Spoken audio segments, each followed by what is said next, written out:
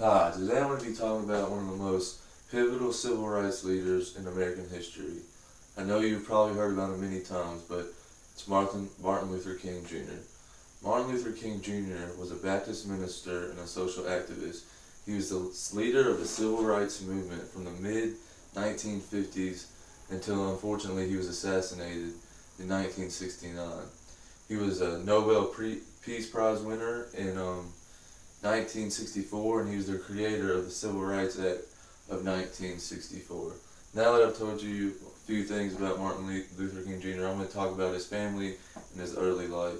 Martin Luther King Jr. was born on January 15th, 1929 in Atlanta, Georgia.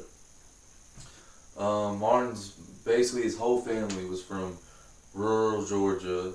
His grandfather was actually a minister, and his dad was named Michael King Sr., and his mother was Alberta.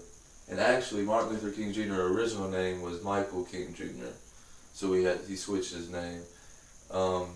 He had a sister named Willie and a brother named Alfred.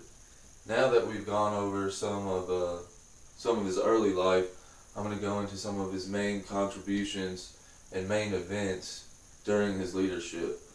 The Montgomery bus boycott was one of the biggest.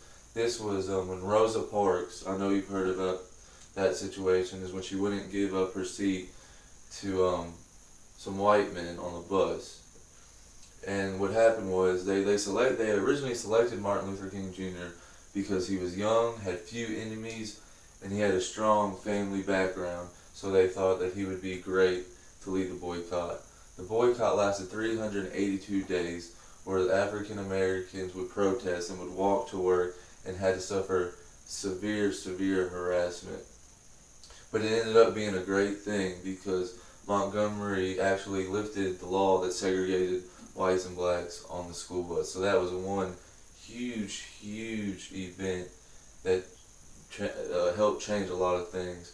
The next was the famous "I Have a Dream" speech. Martin Luther King Jr. he wanted to set up a demonstration just for peace, and it was unbelievable. 200,000 people were at the Lincoln Memorial in Washington D.C. when King gave this speech, and it had to have been one of the most powerful speeches ever heard in American history. I mean, it was just unbelievable, and that speech alone, it opened up the eyes of a lot of people in the country that were living in places that weren't really experiencing, the racial, like the hatred that that race brought, and it opened a lot of people's eyes, and it changed a lot of things in that speech and all these different things. There are bad things that happened because of this, like him having to go to jail, and unfortunately African Americans being beaten by the police or other whites. But in the end, it played a huge role in ending segregation in the South and many other parts of the country. So those were two huge events. So now that we've gone over that, I'm going to conclude. Martin Luther King Jr., unfortunately, he was assassinated in 1969, and who knows what he could have done, if he wouldn't have been killed. But he's one of the best, if not probably the best civil rights leader in American history, and he should definitely be acknowledged often. Thank you.